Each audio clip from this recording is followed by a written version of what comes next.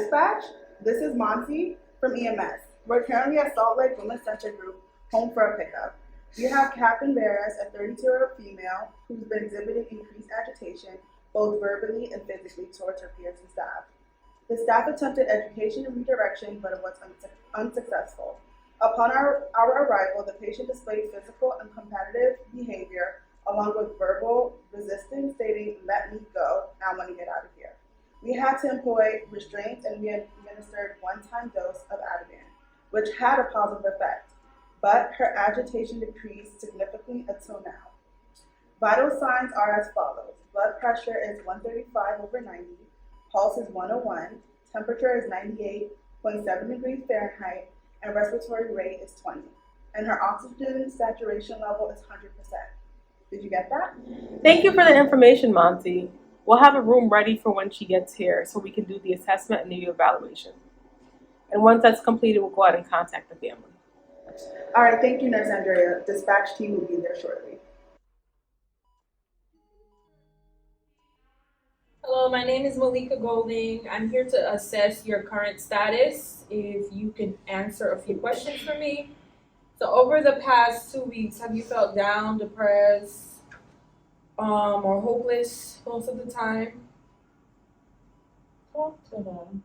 Yeah, she's here to Yeah. help you. Okay, so she said yes. I'm gonna say yes. All right. Have you experienced a loss of interest or pleasure in activities that you used to enjoy? I guess so. Say yes or Okay, no? I guess so. Do you often feel tired, lack of energy? Because I'm tired right now. Do you feel tired? My daughter normally very tired. I don't understand what's going on. I hope you could help her. Okay. Have you noticed changes in your appetite, such as significant weight loss or weight gain? Yeah. Yeah. I can tell that she gained weight. She's eating a lot. Yeah. Yes, you do. Are you having trouble falling asleep, staying asleep, or experiencing changes in your sleep patterns? Wow. She sleep well. Okay. Sometimes agitated. Yeah. Do you frequently feel restless, agitated, or having difficult sitting still? Kathy, come on. Speak to her. She's here to help. Have you had difficulty concentrating, making decisions, or experiencing a decline in your ability to think clearly? Could you slow down a little? You're going a bit too fast. You heard what she Well, said? I have other patients. I'm sorry. I'm just trying to, yeah. So my daughter, you don't have her interest at heart? I want to go home, Mom. No, not yet. Not yet. Please. Have you had recurring thoughts of death or suicide, or have you made any suicide attempts? Have you? This is about you.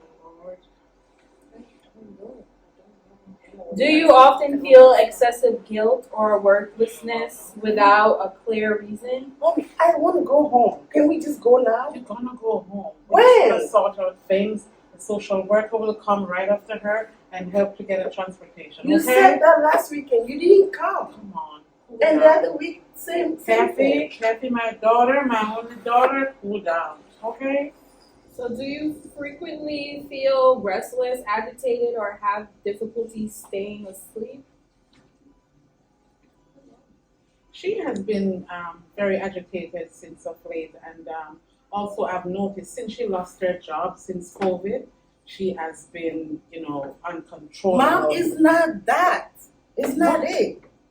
You have been very inconsistent picking me up during the weekends as promised. So that's the reason why You you're don't acting show like up. that? I'm just sick and tired of Listen. all this. It's a transportation situation. I did I don't organize care. for I you. need you to take me Well, home. you I don't care anymore. Let me go. No, I want to get out of here. If it's Let me transportation, go. Okay. if it's transportation, Yeah. the social worker can help you with that. I appreciate you. I can get the social Cool down. worker. Maybe she Kathy, could, cool make down. some recommendations for Right. you. So when we're gonna see that I'll get social her. worker? I'll get her for you. Okay. All right. Hi. So this is a social worker, Miss Alima. Hi, nice to meet you. This is Kathy and her mom. You know, the people I was telling you about. So yeah, she's gonna help you with transportation and stuff. Okay. Thank you very much. All right. Time to clock out. Hi guys. How you guys doing today? We've been dying to have a social worker because we're having issues. Okay, yes, my colleague told me about your situation with the transportation and job loss, is that correct? That is true. After COVID, she lost her job, so I hope you could find something for her as soon as possible. And you know, there's other issues. I can't even explain myself. Okay, I understand. So we do have some resources that helps out with jobs placements. It's the Workforce One program where we can, based on your skills and your prior history, where you can apply to different jobs. And also with the transportation, we have a program called Fair Fares where you get half off your transportation. Oh, nice. Yes. Basically, if you make less than a certain amount of money yearly. Yeah, I don't make any money. Okay, so then you'll definitely be qualified for it. So once you guys are finished with the psychiatrist, you guys can come over to my office and we can apply for those for you For guys. those jobs, we'll get a job fast for her. Well, we have to go Because through, she's it's a very- process. What is that process? Yes, it's a Will you process. help me? Of course, that's what we're here for. She's gonna help you, okay? Okay, that sounds good? That sounds good to me. Okay, so Thank once you. you guys are You finished, like they're gonna that? show you my That sounds office. good. Once you guys are done over here, they're gonna show you my office and you can start the process, okay? I appreciate that. No Thank you problem. very much. So after seeing the scenario, let's identify some poor therapeutic communication techniques that the nurse Malika portrayed. 1. Her body language towards the patient and lack of direct eye communication. 2. During the assessment, she also says to the client, "I'm tired right now." 3. As a nurse, she fails to show any empathy or sympathy towards the client and her family member. 4. She says to the client's family member she has other patients to see when asked to slow down during the assessment. 5. When the client starts to become agitated, she continues the assessment being dismissive. And 6. When introducing the social worker, she proceeds to make a comment that indicates she was discussing the patient in a non-professional manner. These poor therapeutic communication techniques portrayed by the nurse are unacceptable, unprofessional, and should never be used on any client. Therapeutic communication is interactions between the nurse and the client, in which the nurse focuses on the client's feelings, emotions, and needs. The goal of therapeutic communication is for the client to feel comfortable to open up to the nurse about how they are feeling. As you continue to watch this video, you will see a demonstration of what effective therapeutic communication looks like.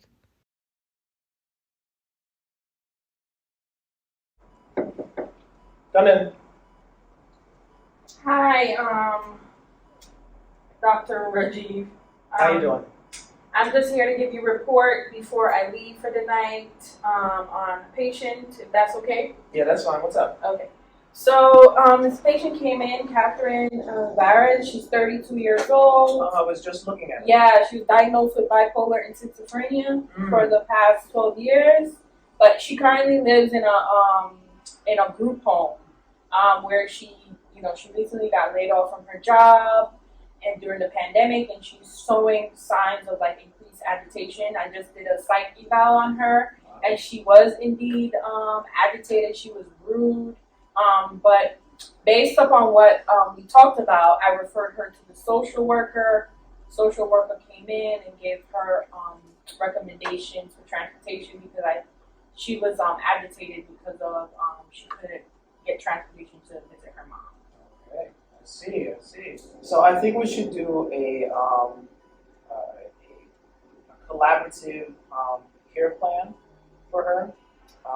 We're gonna make sure that we put in the medication management, psychoeducation, behavioral strategies for her, implement a crisis intervention plan, as well as a psychotherapy strategies for her, and so any additional supportive services. Okay. And then also we're going to follow up, do a regular follow up 3 months from now. For the medication management, we're definitely going to collaborate with our psychiatrist to assess her medication regimen see if she needs to be increased or decreased. Then we're going to make sure that educate her on ensuring that she's adherent to the medications. Psychoeducation, we're also going to make sure we educate her on her actual diagnosis, as well as the family members to make sure that they understand what to do when she's in those situations. Behavioral strategies, that also connects with the psychotherapy. We're going to try to find anything that triggers or cause triggering events to make her more agitated.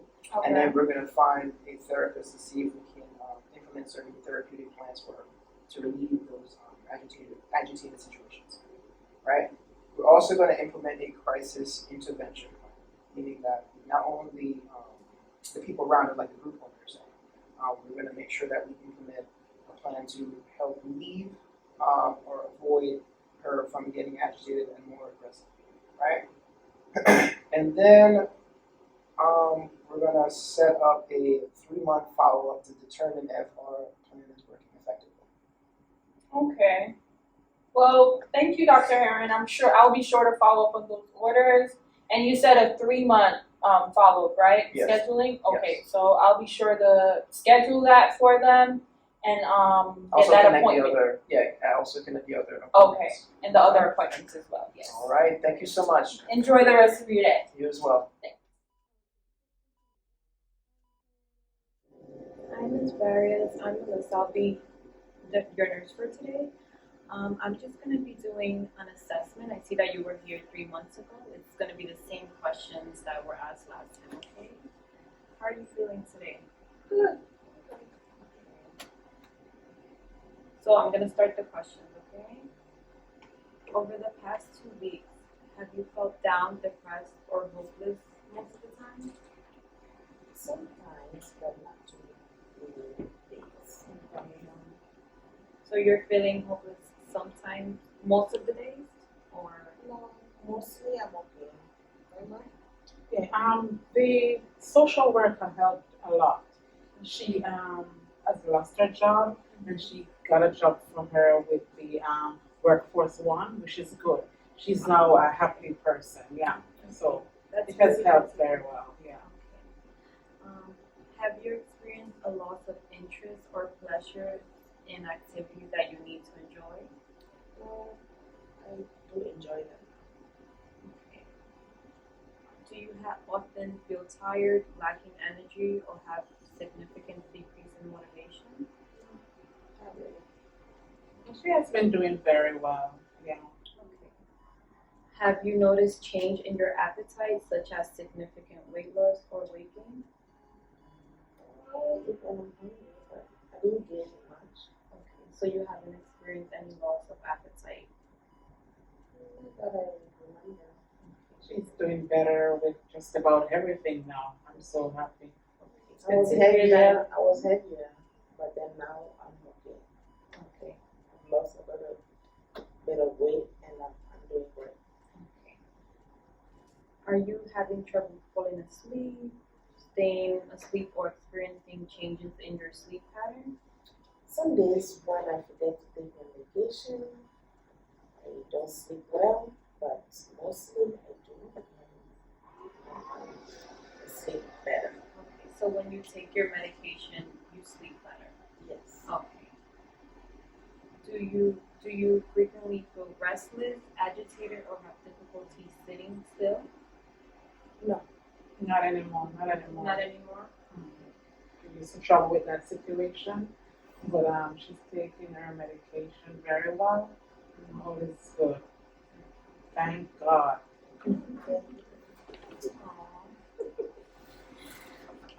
Have you had recurring thoughts of death or suicide, or have you made any suicide attempts? Do you often feel excessive guilt or worthlessness without clear reason? Have you noticed a significant increase in anxiety, worry, or fearfulness? No. Okay, good. So, since comparing the questions from last time, I see that you have improved a lot, and I see that your relationship with your mother getting better. Is that true? Yeah, she's picking me up every weekend and I'm spending time home, family. I'm happy.